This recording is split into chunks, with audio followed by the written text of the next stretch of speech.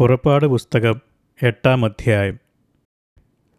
യഹോവ നദിയെ അടിച്ചിട്ട് 7 ദിവസം കഴിഞ്ഞപ്പോൾ മോശയോട് കൽപ്പിച്ചത്, നീ ഫറവോൻ്റെ അടുക്കൽ ചെന്ന് പറയേണ്ടത് എന്തെന്നാൽ, യഹോവ ഇപ്രകാരം അരുളി ചെയ്യുന്നു, എന്നെ ആരാധിപ്പാൻ എൻ്റെ ജനത്തെ വിട്ടയയ്ക്ക.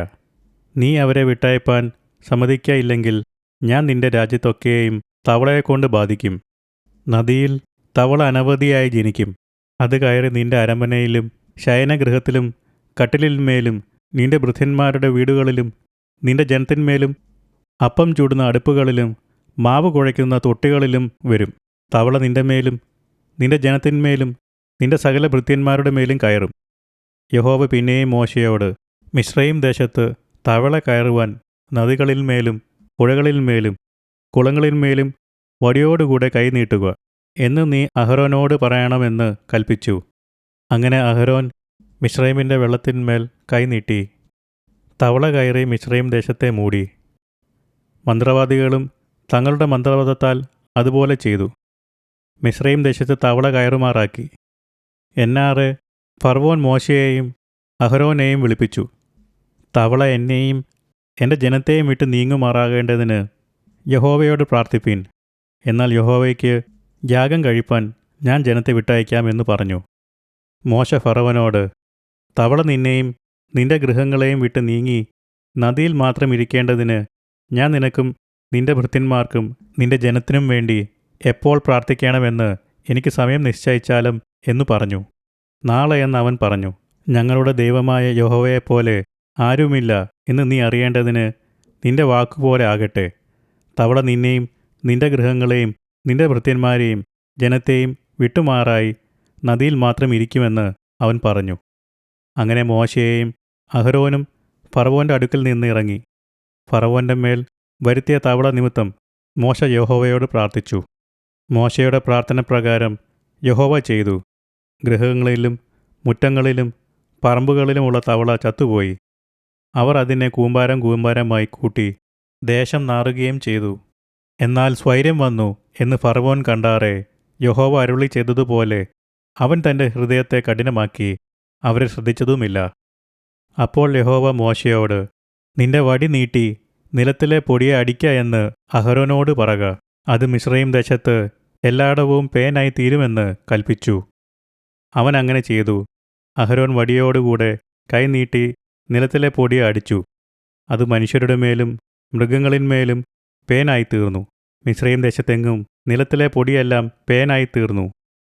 മന്ത്രവാദികളും തങ്ങളുടെ മന്ത്രവാദത്താൽ പേൻ ഉളവാക്കുവാൻ അതുപോലെ ചെയ്തു. അവർക്ക് കഴിഞ്ഞില്ല താനും. മനുഷ്യരുടെയും മൃഗങ്ങളുടെയും മേൽ പേൻ ഉളവായതുകൊണ്ട് മന്ത്രവാദികൾ ഫറവോനോട്, ഇത് ദൈവത്തിൻ്റെ വിരലാകുന്നു എന്നു പറഞ്ഞു. എന്നാൽ യഹോവ അരുളി ചെയ്തതുപോലെ ഫറവോൻ്റെ ഹൃദയം കഠിനപ്പെട്ടു. അവൻ അവരെ ശ്രദ്ധിച്ചതുമില്ല. പിന്നെ യഹോവ മോശയോട് കൽപ്പിച്ചത്, നീ നാളെ നന്നാ രാവിലെ എഴുന്നേറ്റ് ഫറവോൻ്റെ മുമ്പാകെ നിൽക്ക. അവൻ വെള്ളത്തിൻ്റെ അടുക്കൽ വരും. നീ അവനോട് പറയേണ്ടത് എന്തെന്നാൽ, യഹോവ ഇപ്രകാരം അരുളി ചെയ്യുന്നു, എന്നെ ആരാധിപ്പാൻ എൻ്റെ ജനത്തെ വിട്ടയയ്ക്ക. നീ എൻ്റെ ജനത്തെ വിട്ടയയ്ക്കുകയില്ലെങ്കിൽ ഞാൻ നിന്റെ മേലും നിന്റെ ഭൃത്യന്മാരുടെ മേലും നിന്റെ ജനത്തിന്മേലും നിന്റെ ഗൃഹങ്ങളിലും നായീച്ചയെ അയക്കും. മിസ്രയീമ്യരുടെ വീടുകളും അവർ പാർത്ത ദേശവും നായീച്ച കൊണ്ട് നിറയും. ഭൂമിയിൽ ഞാൻ തന്നെ യഹോവയെന്ന് നീ അറിയേണ്ടതിന് എൻ്റെ ജനം പാർക്കുന്ന ഗോശേൻ ദേശത്ത് അന്ന് ഞാൻ നായീച്ച വരാതെ വേർതിരിക്കും. എൻ്റെ ജനത്തിനും നിന്റെ ജനത്തിനും മധ്യേ ഞാൻ ഒരു വ്യത്യാസം വയ്ക്കും. നാളെ ഈ അടയാളം ഉണ്ടാകും. യഹോവ അങ്ങനെ തന്നെ ചെയ്തു. അനവധി നായീച്ച ഫറവോൻ്റെ അരമനയിലും അവൻ്റെ ഭൃത്യന്മാരുടെ വീടുകളിലും മിസ്രയീം ദേശത്ത് എല്ലായിടവും വന്നു. നായീച്ചയാൽ ദേശം നശിച്ചു. അപ്പോൾ ഫറവോൻ മോശയെയും അഹരോനെയും വിളിച്ചു. നിങ്ങൾ പോയി ദേശത്ത് വെച്ച് തന്നെ നിങ്ങളുടെ ദൈവത്തിന് യാഗം കഴിപ്പിൻ എന്ന് പറഞ്ഞു. അതിന് മോശ, അങ്ങനെ ചെയ്തുകൂടാ.